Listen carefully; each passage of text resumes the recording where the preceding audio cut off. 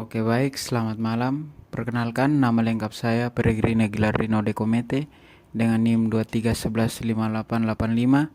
Di sini saya akan mewawancarai Abang Eki selaku pemilik rental mobil Hara. Selamat malam, Egrin. Selamat malam. Oke, di sini saya akan melontarkan beberapa pertanyaan untuk Abang Eki. Yang pertama, pertanyaan yang pertama itu, menurut Abang Eki, apa makna integritas dalam kepemimpinan khususnya dalam menjalankan usaha rental mobil? Ya, kalau menurut saya integritas itu benar-benar ini ya penting sekali. Em, Tidak hanya eksklusif terbatas pada usaha rental mobil aja. Semua usaha itu butuh integritas. Dan terlepas dari kerangka usaha, kehidupan kita sehari-hari juga apa sih yang kita ingin tercapai itu, pengen kita capai itu butuh integritas. Integritas itu penting sekali karena menurut saya salah satu faktor yang menjamin bahwa kita akan menyelesaikan sesuatu itu integritas itu sendiri. Jadi dan bagi saya itu penting sekali, bukan hanya untuk memulai sesuatu tapi lebih penting lagi itu menyelesaikan sesuatu, dan itu butuh integritas. Jadi ya, integritas itu benar-benar penting sekali kalau seandainya kita ingin memulai usaha. Itu salah satu top tier hal paling penting yang harus dimiliki oleh seseorang sebelum memulai usaha ya. Jadi itu menurut saya dia bermakna sekali. Oke baik, untuk pertanyaan kedua, nilai kejujuran seperti apa yang paling Abang Eki jaga dalam mengelola usaha ini dan mengapa hal tersebut penting? Oke. Kalau yang ini agak menarik. Memang eh, saya lebih pilih orang-orang yang bekerja sama dengan saya itu, atau saya sendiri. Saya lebih memilih, kami-kami ini memiliki kualitas apa ya, transparansi daripada kejujuran itu sendiri. Karena menurut saya gini, ada pembeda yang mungkin tipis tapi tetap ada perbedaannya. Jujur itu berarti eh, begitu ditanya dulu baru kemudian kita menjawab sesuatu dengan sebenar-benarnya. Misalnya ada supir saya yang jalan sendiri sama tamu-tamu saya gitu, dan saya mengetahui ada sesuatu yang tidak beres. Saya tanya dulu baru orang ini sampaikan, oh tadi itu sebenarnya ada begini begini begini, dan itu baik. Bukan berarti itu terbaik, itu baik menurut saya. Tapi yang lebih baik dari itu transparansi. Sebelum saya tanya, sebelum saya cari tahu, sebelum saya korek-korek lebih jauh, sudah diberitahu duluan bahwa oh tadi ada kejadian seperti ini Eki. Itu penting untuk apa ya, itu menumbuhkan rasa percaya gitu loh. Jadi dalam membangun sebuah bisnis dan kemudian kita menjalin kerjasama dengan orang lain tuh, itu kita akan sadar sekali betapa pentingnya rasa percaya itu. Jadi bukan hanya hubungan antara saya dan orang-orang yang saya pekerjakan, tapi saya dengan saya punya teman-teman apa namanya pemilik garasi lain itu juga penting sekali. Jadi transparansi itu sesuatu yang benar-benar bernilai gitu. Oke baik, kita masuk ke pertanyaan ketiga. Pernahkah Abang Eki dihadapkan pada situasi sulit yang menuntut pilihan antara keuntungan bisnis dan nilai kejujuran? Bagaimana cara Abang Eki menyikapinya? Oh, itu kayaknya kayaknya banyak orang-orang yang memulai usaha itu akan ketemu situasi-situasi seperti ini. Eh, Terkerucut pada saya punya bidang usaha ini, ya pernah terjadi seperti itu. Misalnya pernah ada yang minta nota kosong. Jadi misalnya sudah dibudgetkan nih sama entah perusahaannya atau pokoknya orang yang mendelegasikan orang ini untuk satu kegiatan gitu di Jogja. Biar ada ruang untuk memanipulasi ini, untuk memanipulasi si penyerapan budget ini, maka dimintalah nota kosong gitu. Dan saya ditawarkan sejumlah uang untuk yang mereka bersedia bayarkan agar saya bisa kasih mereka nota kosong. Dan untuk saya waktu itu memang saya tidak mau terima, bukan karena alasan yang lain-lain, tapi lebih ke ya kan nama usaha yang saya bangun yang jadi taruhannya itu, dan saya tidak mau hanya karena sekian rupiah maka nama baik ini harus dipertaruhkan. Sementara saya ini baru mulai dan saya sadar betul soal itu. Yang perlu saya jaga di awal-awal ini ya saya punya nama baik gitu. saya butuh orang untuk percaya dengan saya, dan itu akan luntur kalau seandainya saya setuju dengan praktik-praktik semacam itu. Jadi waktu itu saya tidak iakan. Oke, kita masuk ke pertanyaan yang keempat. Ketika harus mengambil keputusan yang berisiko, merugikan secara finansial tetapi benar secara etika, apakah pertimbangan utama dari Abang Iki sebagai pemimpin?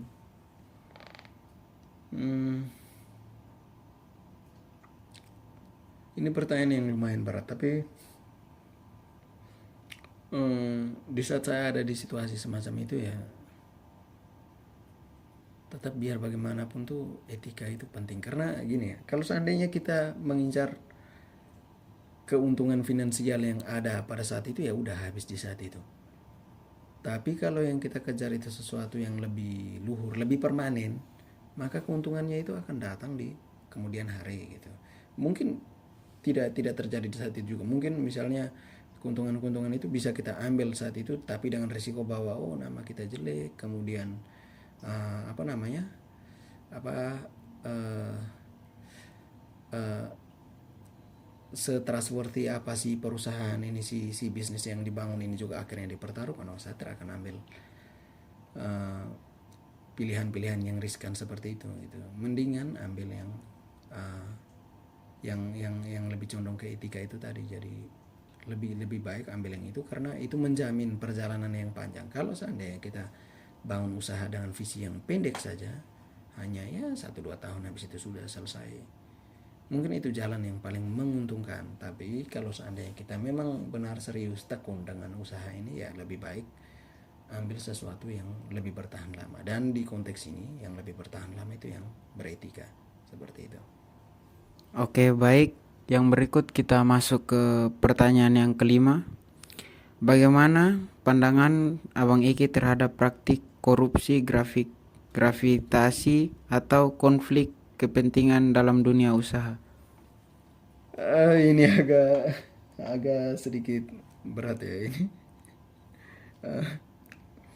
Ya, ada terjadi hal-hal semacam ini nih, gratifikasi, konflik kepentingan dan sebagainya. Dan ini biasanya tidak datang dari orang lain, ini datang dari orang-orang yang kita kenal sendiri.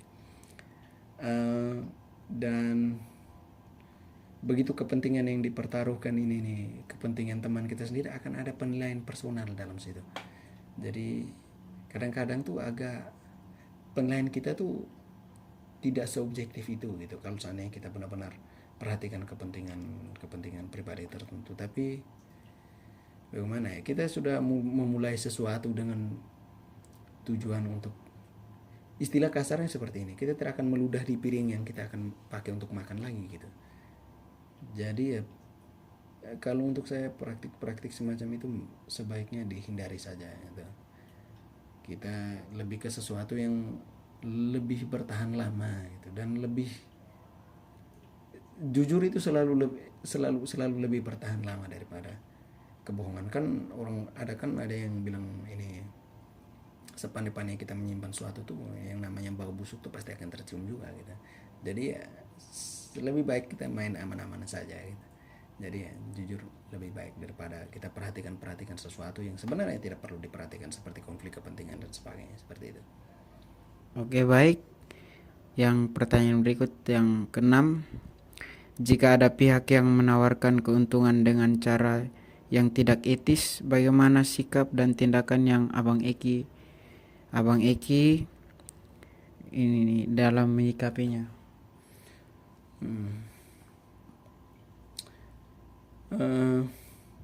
Kalau memang dari awal sudah tidak etis, tapi ini agak luas juga ya, ini apa namanya, interpretasinya itu. Ini tidak etis terhadap saya atau memang tidak etis secara norma sosial gitu. Kalau seandainya memang tidak etis terhadap saya, jelas saya tidak akan ini, tidak akan apa namanya, terima gitu. Kalau seandainya begitu pula kalau seandainya tidak etis secara norma sosial gitu, karena itu ya namanya, kalau kita baru bangun usaha, apalagi baru awal-awal gitu, dan kita sudah menyalahi etika dasar, itu agak susah untuk bisa bertahan dalam waktu lama gitu. Menurut saya yang kasih umur panjang ke usaha-usaha ini justru etika-etika dasar, karena itu datang dari sesuatu yang dihargai benar-benar oleh masyarakat, yang mana di sini sebagai pengusaha saya nilai masyarakat itu sebagai calon pembeli gitu, calon pembeli jasa. Jadi ya saya ya tetap dengan pendirian saya dari awal, saya tidak akan mau kompromi soal itu gitu. Oke, baik, kita masuk ke pertanyaan yang ketujuh. Tekanan apa yang paling sering Abang Eki hadapi dalam menjaga kejujuran dan integritas di tengah persaingan bisnis? Kalau dalam persaingan bisnis sih saya rasa dalam dunia rental mobil ini tidak terlalu ini ya, karena em,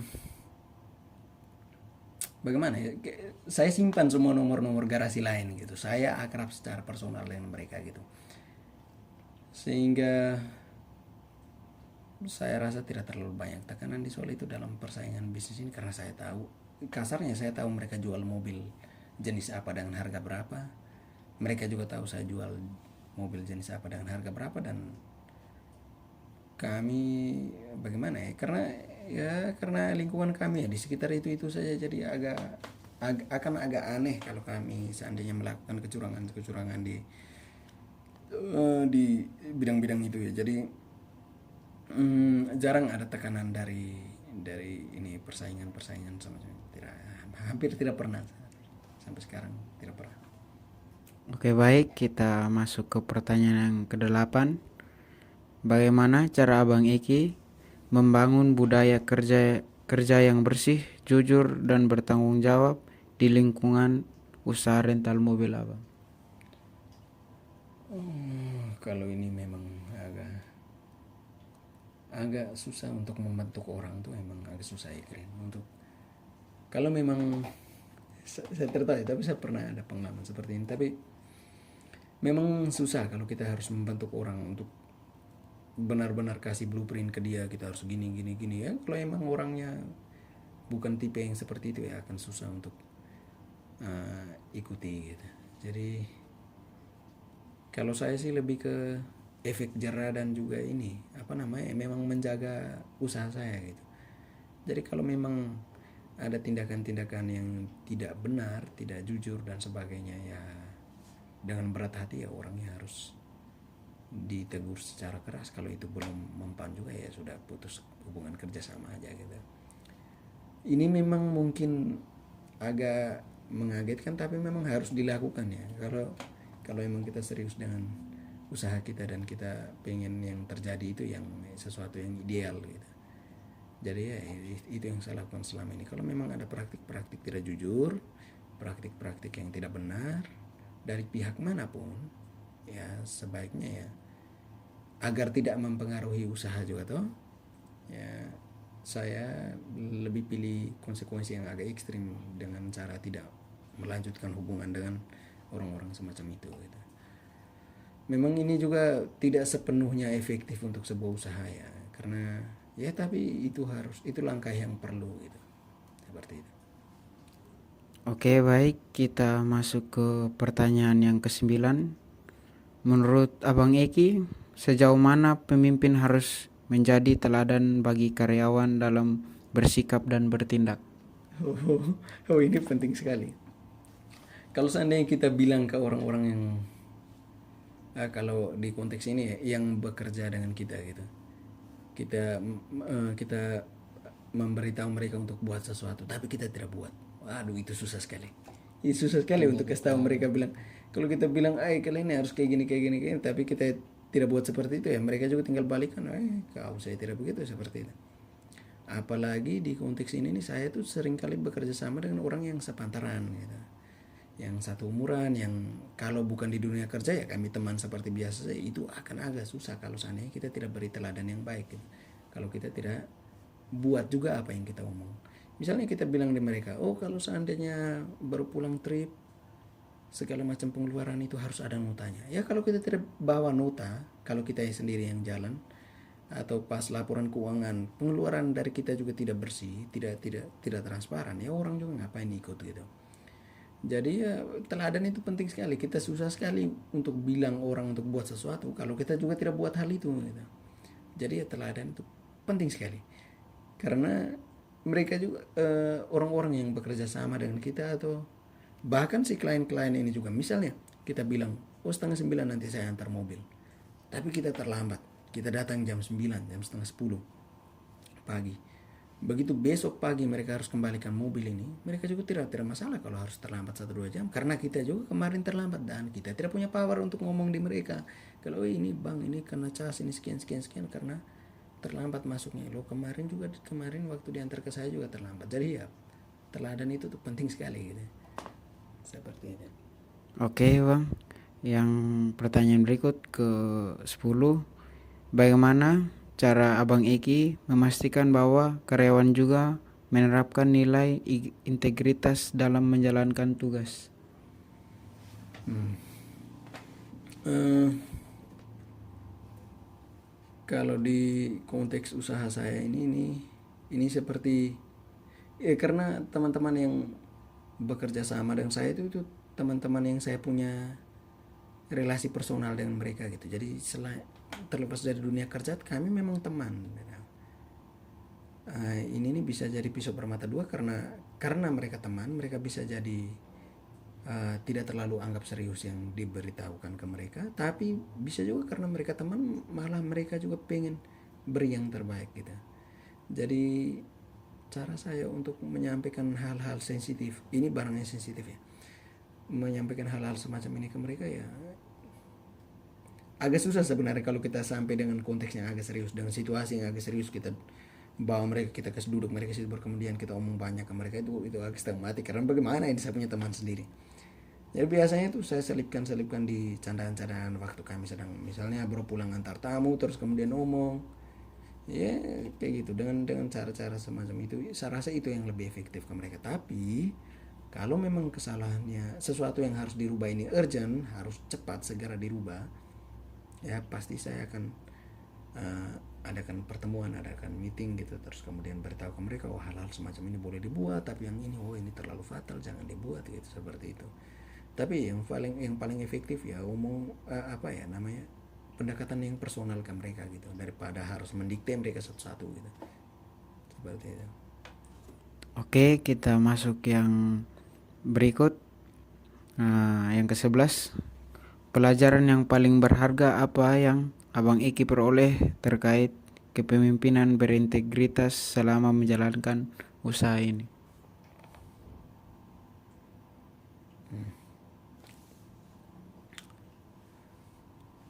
Pelajaran yang paling berharga itu terkait dengan kepemimpinan yang berintegritas itu ya, sebelum kita memimpin orang lain tuh, orang yang paling pertama kita harus pimpin, saya rasa kita punya diri sendiri. Jadi saya waktu awal-awal mulai itu, bukan awal-awal sih, ini hilang timbul ini. Kadang-kadang tuh malas kita harus jam sekian harus ini sekarang nih, misalnya saya lagi tunggu mobil untuk pulang dan kemudian harus persiapkan untuk perjalanan berikutnya, mobil ada lagi orang baru yang mau rental. Kalau kita malas tuh emang gimana ya, agak susah untuk usaha itu berkembang ya. Tapi kalau ditanya pelajaran paling berharga apa, itu saya rasa ini, makin kesini saya makin rasa kalau motivasi itu tidak penting sebenarnya. Saya rasa yang lebih penting itu konsistensi gitu. Saya tidak bisa setiap hari itu merasa termotivasi, oh hari ini saya harus kerja benar-benar, saya harus cari uang sebaik-baik mungkin, saya harus layani tamu sebaik-baik mungkin. Tidak bisa setiap hari kita merasa seperti itu. Pasti ada hari-hari tertentu, entah kita capek secara fisik, atau memang lagi ada sesuatu, atau memang lagi malas aja gitu. Tapi suka tidak suka, dalam kondisi lagi mood bekerja atau tidak, ya tetap sesuatu ini harus dikerjakan gitu. Jadi konsistensi itu menurut saya itu pelajaran paling berharga ya. Jadi ya, dan rezeki itu tidak akan ini satu hal soal rezeki ini. Rezeki ini datang tidak kita sangka-sangka gitu. Dan adanya rezeki ini juga harus memang benar-benar disengaja ya. Kita juga harus benar-benar sengaja mau konsisten, mau kerja keras, mau berusaha sebaik-baiknya kita, baru kemudian rezeki ini sebagai bonus datang kemudian gitu. Jadi ya, apa hal paling berharga yang saya pernah belajar, yaitu saya rasa motivasi itu kata yang salah untuk menggambarkan menggambarkan jalan untuk menuju sukses gitu, jalan yang baik untuk menjalankan sebuah usaha gitu. Saya rasa yang lebih pas itu ya konsistensi gitu. Kita suka tidak suka, senang tidak senang, kita capek atau tidak, ya tetap melakukan sesuatu. Jadi ya yang paling berharga itu ya saya rasa konsistensi gitu. Karena saya rasa tanpa motivasi kita tidak bisa memulai sesuatu, tapi tanpa konsistensi kita tidak bisa sampai di garis finish. Jadi ya itu penting sekali konsistensi. Oke nih Bang, ini salah satu pertanyaan terakhir sekaligus pesan untuk para mahasiswa-mahasiswa yang akan mungkin nanti akan melakukan juga hal yang seperti Abang lakukan sekarang, yaitu bisnis rental mobil. Saya minta ini salah satu pesan atau motivasi lah untuk para mahasiswa yang mau melakukan rental mobil ke depannya. Ini agak ini ya, tapi saya tidak tahu kalau ada banyak mahasiswa yang ada mahasiswa yang mau menggeluti bisnis ini. Tapi kalau ada, silakan, apa saja, jangankan rental mobil, yang lain juga boleh. Tapi bisnis itu tuh, usaha itu tuh tidak sebagus yang dibayangkan gitu, tidak seideal yang dibayangkan. Mungkin ada beberapa teman-teman yang merasa bahwa enak sudah punya bisnis dan sebagainya. Tidak. Ada banyak hal yang terjadi di dalam itu gitu. Ada kalanya kita yang benar-benar ini kita sudah dapat, ini sudah benar, sudah bisa nih kita hidup dari sini. Ada saat-saat tertentu yang memang ini bagaimana caranya kita untuk bayar ini, bayar itu gitu. Jadi pesan untuk teman-teman mahasiswa yang mungkin berniat untuk berwirausaha,